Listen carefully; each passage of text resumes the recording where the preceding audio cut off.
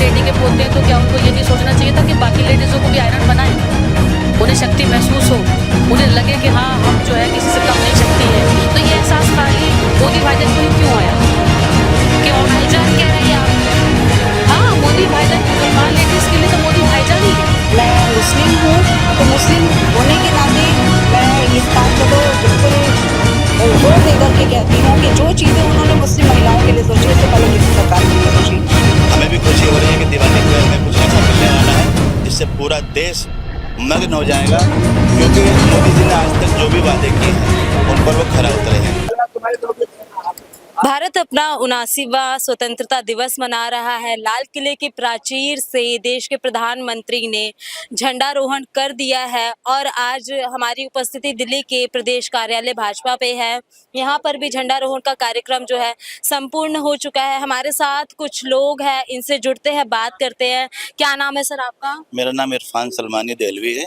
Sir, आज भारत अपना 79वां स्वतंत्रता दिवस मना चुका है, कैसा महसूस कर रहे हैं? देखिए, बड़ा ही हर्ष का दिन है, बड़ा ही खुशी हो रही है आज कि आज हमने मोदी जी को सुना है लाल किले की प्राचीर से। उन्होंने जिस तरीके से दिवाली पर 140 करोड़ जनता को जो गिफ्ट देने का जो बात की है, उससे जनता बड़ी प्रसन्न है। हमें भी खुशी हो रही है कि दिवाली पे हमें कुछ ऐसा मिलने वाला है जिससे पूरा देश मग्न हो जाएगा, क्योंकि मोदी जी ने आज तक जो भी वादे किए हैं उन पर वो खरा उतरे हैं। चाहे वो किसी भी तरीके के वादे हों, जनता ने उन पर विश्वास किया है। उन्होंने हर चीज़ की गारंटी देने का वादा किया है, जो गारंटी देते हैं वो पूरी करते हैं। क्योंकि मुझे लगता है कि अभी तक जितने भी प्रधानमंत्री हमारे भारत को मिले हैं, उनमें सर्वश्रेष्ठ प्रधानमंत्री हमारे मोदी जी हैं। अब से पहले के जो प्रधानमंत्री थे, उन्होंने गरीबी हटाओ का नारा दिया था, मगर गरीबी कहाँ हटी? गरीबी हटते जा रहे हैं। लेकिन मोदी जी की ऐसी योजनाएं हैं, बहुत सारी ऐसी अनेक योजनाएं हैं जिसमें गरीबों को लाभ मिलेगा। अब अस्पतालों की बात हो, अस्पतालों की बात करते हैं, हर जगह इलाज हो रहा है। अच्छी शिक्षा की बात करते हैं, अच्छे इलाज की बात करते हैं, तो मोदी जी जैसा कोई नहीं है। Modi ji is best. मोदी जी को अभी लगातार विपक्ष कह रहा है वोट चोर गद्दी छोड़। वोट चोरी का जो मामला आप भी जानते होंगे, लगातार सियासी घमासान मचा हुआ है इसके ऊपर। खिसियानी बिल्ली खंबा ही नोचती है। कांग्रेस के पास बचा ही क्या है? अब विपक्ष में हैं तो विपक्ष को अपनी भूमिका तो निभानी ही चाहिए। बिल्कुल ही घर बैठे रहेंगे तो उनको पूछेगा कौन? अब भूमिका क्या निभाएं कि सबसे बड़ा जो सर्वश्रेष्ठ व्यक्ति है हिंदुस्तान का, उसके बारे में कुछ कहा जाए तो सर्वश्रेष्ठ कौन है? मोदी जी हैं। तो मोदी जी के बारे में कहना पड़ेगा, तभी तो विपक्ष चलेगा, तभी तो राहुल जी की वीडियो बनेगी, तभी तो वायरल होगी। तो वो अपने आप को राजनीति में कायम रखने के लिए वो कुछ ना कुछ बयान ऐसा देते हैं, रात को सोते हैं, कुछ सपना आता है, कुछ भी बोलना है, सुबह बस कुछ भी बोल देते हैं। पता तो कुछ है नहीं क्या बोलना है, बस कुछ भी बोलना है, बोल दिया ताकि सुर्खियां बटोरते रहें। तो मोदी जी का ही नाम ले दें, और मोदी जी का नाम लेने से अच्छी सुर्खियां कहाँ मिलेंगी? कहीं भी नहीं मिलेंगी। तो उनको सपने में रात को मोदी जी आते हैं और मोदी जी का ही वो गुणगान गाते हैं। Leader of opposition Rahul Gandhi Bihar में पद यात्रा निकाल रहे हैं 1300 किलोमीटर की। देखिए, पहले भी उन्होंने पद यात्रा निकाली थी, अब फिर अपने घुटने वो मजबूत कर लिए हैं, दवाई ववाई खा ली होगी, तो फिर वो चलेंगे, लंबी दौड़ लगाएंगे। लेकिन दौड़ से होना कुछ नहीं है। जब तक आप जनता के वादों पर खरा नहीं उतरेंगे, जनता की बात नहीं करेंगे, तो सड़क नापने से कुछ नहीं मिलने वाला। आपका क्या नाम है मैम? शबाना रहमान। महिला है आप। महिलाओं के लिए कितने विकास कार्य हुए? विकसित भारत का भी संकल्प लिया है भारत ने। आज़ादी का अमृत महोत्सव मनाया है आज, क्या कहना चाहेंगे इस पे? देखिए, मोदी जी की सरकार जो पिछले थर्ड टर्म चल रहा है, महिलाओं के उत्थान के लिए हमेशा मोदी जी की ऐसी नीतियां रही हैं जो किसी भी पिछली सरकार में नहीं रही। मैं मुस्लिम हूँ तो मुस्लिम होने के नाते मैं इस बात का तो बिल्कुल जोर देकर के कहती हूँ कि जो चीज़ें उन्होंने मुस्लिम महिलाओं के लिए सोची इससे पहले किसी सरकार ने नहीं सोची। चाहे मुद्दा 3 तलाक का हो, चाहे उनके महरम के बगैर जाने के लिए जो भी उनको शिक्षा की तरफ में ध्यान दिलवाने के लिए जो उन्होंने किया, वो एक महत्वपूर्ण कार्य है। जो पहले लड़कियां, हमारी बच्चियां जो दबी हुई रहती थी, आज देखिए बाहर निकल करके अपने आप को आगे बढ़ा रही हैं। ये एक विकसित समाज का एक संकेत है। और 33% महिलाओं के लिए जो आरक्षण दिया है, ये खाली मोदी जी के ही तो राज में हो, तो हर चीज़ में महिलाओं के लिए उन्होंने आगे बढ़ कर के काम किया है। तो हमें तो गर्व है, हम मोदी जी के लिए दुआ करते हैं। आज स्वतंत्रता दिवस 79th ईयर हम मना रहे हैं और हम चाहते हैं हमारा देश इसी तरह तरक्की करे और एक अच्छा हमारा जो अपनी बातों पर सही उतरता है, ऐसा नेता जो हमेशा आगे बढ़ कर के लोगों की क्या परेशानियां हैं उन परेशानियों को ध्यान में रखते हुए आगे देश को बढ़ाया हो।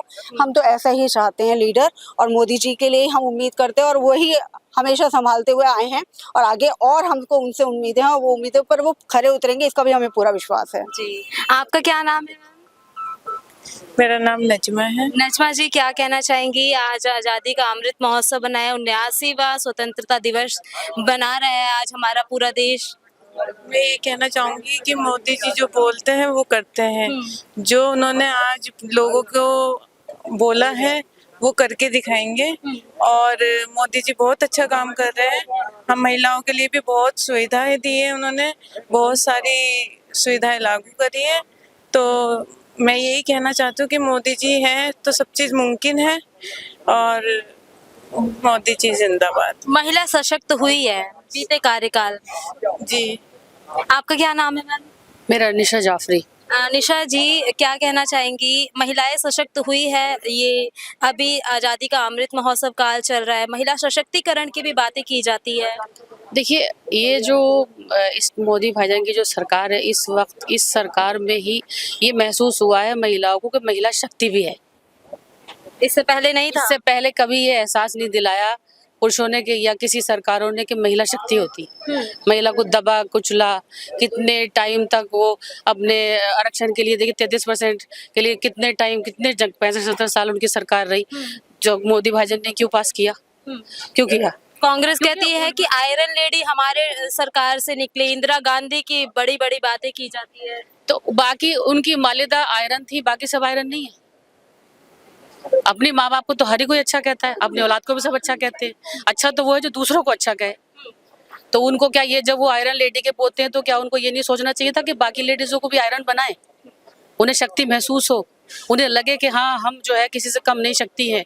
तो ये एहसास खाली मोदी भाईजान को ही क्यों आया कि और भाईजान कह रही है आप मोदी जी को? हाँ, मोदी भाईजान मुसलमान लेडीज के लिए तो मोदी भाईजान ही है। और भाईजान उसको बोला जाता है जो अपना बहुत प्रिय भाई होता है, बहुत बड़ा भाई, बहुत जैसे चहीता भाई, उसको कहा जाता है। ट्रिपल तलाक के लिए क्या उससे पहले मुसलमानों में ट्रिपल तलाक नहीं होती थी? होती थी ना, केस लड़ते थे, बच्चे छूट, दुनिया भर की दिक्कतें होती थी, सिर्फ भाईजान ने उसकी रोक लगाई। हर उस चीज को उन्होंने किया है। वही वाली बात अभी की जो नजमा ने बोला कि मोदी है तो मुमकिन है, हर वो सुविधा दी है मुस्लिम महिलाओं को। और इसके अलावा उन्होंने तो सबका साथ सबका विकास, सबके लिए सब कुछ किया है। आज आप अगर जो योजना यहाँ से जा रही है, आप किसी गांव में चले जाइए, आंख बीच के दौड़े चले जाएंगे, रोड एकदम फर्स्ट क्लास मिलेगी, लाइट एकदम फर्स्ट क्लास मिलेगी। तो बहुत सारी चीजें ऐसी हैं कि जो इन्होंने किया वो किसी ने नहीं किया, तो हम सब इनके साथ हैं। अच्छा निशा जी, एक कांग्रेस लगातार दबाव बना रही है सरकार के ऊपर, इलेक्शन कमीशन के ऊपर, वोट चोर गद्दी छोड़ के नारे दिए जा रहे हैं। कांग्रेस के नेता राहुल गांधी पदयात्रा भी निकाल रहे 1300 किलोमीटर के बिहार में, इसके ऊपर क्या कहेंगे आप? एक्चुअली में उन्हें क्या है, वो जो उनका एक नाम पप्पू रखा गया है ना, वो बिल्कुल सही है। वो अपनी पप्पूगिरी दिखाते ही रहते हैं। वो ये कुछ यात्रा ये जो भी कुछ वो कर रहे हैं, अगर वो नहीं करेंगे तो वो राजनीति क्या दिखाएंगे, वो क्या कर रहे हैं कि देखिए क्या कर रहा हूँ। इनको वो जालिम दिखाएंगे, खुद को वो मजलूम दिखाएंगे, मैं बहुत अच्छा हूँ जनता के लिए। 65-70 साल जितने साल भी उन्होंने राज किया, सब जनता महसूस कर चुकी है। उन्हें जातिवाद की उन्होंने राजनीति की, हमेशा मुसलमानों को भरम फैलाया कि मैं ही सब तुम्हारा हूँ। आज उनको हम लोग जब महसूस किया भाईजान के जो हम लोगों को उन्होंने जो योजनाएं और जो हमारी परेशानियों को समझा, जो हमें मान सम्मान दिया। बच्चियों को देखिए पढ़ने, शादी की उम्र बढ़ा दी गई कि बच्चे और पढ़ सकें। नहीं बच्चे पढ़ो, माओ को हम लोग जो है, हम लोगों को ये दिमाग में बैठा दिया गया कि अपने बच्चों को पढ़ाना कितना जरूरी है, बेटा है या नहीं है बेटी। जिस जमाने में परफेक्ट मोहम्मद के जमाने में जो हुज़ूर सल्लल्लाहु अलैहि वसल्लम थे, तो बेटियों को जिंदा दफना दिया जाता था। बेटियों को जिंदा, इस्लाम में है ये, बेटियों को जिंदा दफनाया जाता था। तो हुजूर सल्लल्लाहु अलैहि वसल्लम ने ही बचाया था, परफेक्ट मोहम्मद ने बचाया था ये, कि बेटियों को जुल्म से बचाया था। बेटियों को बेटी को अपनी शेर बनाकर दिखाया। अपनी उनकी बीवी थी एक, बहुत उस जमाने की बहुत बिजनेस वूमेन थी। और उसके बाद ये सरकार मोदी भाईजान ने ये एहसास दिलाया है कि महिला किसी से कम नहीं है। आपका क्या नाम है सर? आप जो राहुल गांधी जी चोरी का इल्जाम लगा रहे हैं ना, मैं समझता हूं कि ये परिवारवाद के जो मुखिया हैं राहुल गांधी जी, ये तो खुद ही चोर हैं। वो कैसे चोर हैं कि परिवारवाद की राजनीति की। जैसे अब मोदी जी की जो पार्टी है भारतीय जनता पार्टी, इसमें जो अंतिम पंक्ति में खड़ा हुआ व्यक्ति है ना, वो भी प्रधानमंत्री बन सकता है। क्या राहुल गांधी जी की पार्टी में कोई दूसरा प्रधानमंत्री बन सकता है? बिल्कुल। अब जो खड़गे जी हैं, इनके जो अध्यक्ष हैं दिल्ली के, राष्ट्रीय जो अध्यक्ष हैं, अगर वो मेहनत कर रहे हैं, जब प्रधानमंत्री बनने की बारी आएगी ना, तो राहुल गांधी जी प्रधानमंत्री बन जाएंगे। तो क्या ये खड़गे जी के अधिकारों की चोरी नहीं है? उनकी पार्टी में जितने भी कार्यकर्ता काम करते हैं, क्या उनके अधिकारों की चोरी नहीं कर रहे हैं? वो खुद बहुत बड़े चोर हैं, क्योंकि चोरी कर करके सिर्फ अपना घर भरा है, पार्टी को मजबूत नहीं किया। लेकिन कांग्रेस आज भी पार्टी बेसहारा खड़ी है। आज भी पार्टी ढूंढ रही है कि हमें कोई लीडर मिल जाए। अब प्रियंका गांधी हैं, वो देश का अच्छा नेतृत्व कर सकती थी, लेकिन उनके अधिकारों का हनन किसने किया, चोरी किसने की? राहुल गांधी ने। वो नहीं चाहते प्रियंका गांधी प्रधानमंत्री का ही बन जाए, मुझे ही बनना है प्रधानमंत्री। तो सबसे बड़ा चोर कौन है इस देश का? चोर राहुल गांधी है। लेकिन कहते हैं कि हमारे परिवार ने देश के लिए शहादत दी है। तो इसका मतलब सारे अधिकार पूरे संसार के ऊपर आप भी क्या हो गए? हिंदुस्तान आपका हो गया, आपके बाप का हो गया? नहीं, ऐसा नहीं होना चाहिए। मोदी जैसी पार्टी बनाओ। मोदी जी खुद चाय बेच करके प्रधानमंत्री बने, एक छोटा सा कार्यकर्ता आज प्रधानमंत्री है। जो कलाम साहब हैं, वो क्या थे? मुस्लिम थे, उनको राष्ट्रपति बनाया। तो ऐसी पार्टी में काम करने का मजा है जहां कोई भी आदमी कुछ भी बड़े से बड़े शीर्ष नेतृत्व पर बैठ सकता है, जा सकता है। लेकिन जो कांग्रेस पार्टी है, उसमें कितने ही मुसलमान हैं, वो धक्के खा रहे हैं, लाइनों में लगे हुए हैं, वहाँ से कुछ नहीं मिलता है। भारतीय जनता पार्टी में हम काम कर रहे हैं। हमारा जो मान सम्मान भारतीय जनता पार्टी हमें देती है, हमें फूलों की तरह अपने हाथों में रखते हैं। मैं तो भारतीय जनता पार्टी का धन्यवाद करता हूं कि हम जैसे नेताओं को उन्होंने जगह दी है। बहुत बहुत धन्यवाद मोदी जी का। धन्यवाद मोदी जी की तरफ से जो आज लाल किले के प्राचीर से स्वतंत्रता दिवस की तो मुबारकबाद दी है। हम भी पूरे संसार को, पूरे देश को स्वतंत्रता दिवस की हार्दिक बधाई देते हैं। आपके न्यूज़ चैनल के माध्यम से, बीज टॉक के नाम की जो माध्यम है आपका, आपके चैनल के माध्यम से पूरे देश को धन्यवाद और शुभकामनाएं। आपका क्या नाम है सर? मेरा नाम चंदन चौबे। सर क्या कहना चाहेंगे? भारत अपना 79वां स्वतंत्रता दिवस मना रहा है आज, और ऐसे में विपक्ष लगातार घेर रहा है सरकार को। वोट चोर, गद्दी छोड़ के नारे दिए जा रहे हैं। देखिए, जो अभी विपक्ष के द्वारा जो मुद्दा है वो वोट चोर, गद्दी छोड़, वो अपमानजनक शब्द प्रधानमंत्री के प्रति जो उनका हमेशा रवैया रहता है, उनको अपमानजनक शब्दों से नवाजा जाता है। जबकि विपक्ष के पास विकास के नाम पे मुद्दा होना चाहिए कि कहाँ विकास हुआ, कहाँ गतिरोध है, उन मुद्दों पे चर्चा होनी चाहिए, चाहे संसद भवन में या सड़क पे। लेकिन अब उनको अपनी वोट बैंक की राजनीति, जो बांग्लादेशी घुसपैठी थे, जिनको यहाँ शरणागत मिली थी, चाहे वो बिहार में हो, चाहे धीरे धीरे अन्य प्रदेशों में, तो अभी इसकी शुरुआत बिहार से हुई है। SIR पे जो उनका वर्कआउट है वो गलत है, क्योंकि अगर हमारे बिहार राज्य के जो निवासी हैं वो तो विरोध नहीं कर रहे हैं, जो भी विरोध कर रहे हैं विपक्ष के नेता कर रहे हैं। अगर वो करते, हमारे बिहार राज्य की जनता करती, तो वो सड़क पे आती।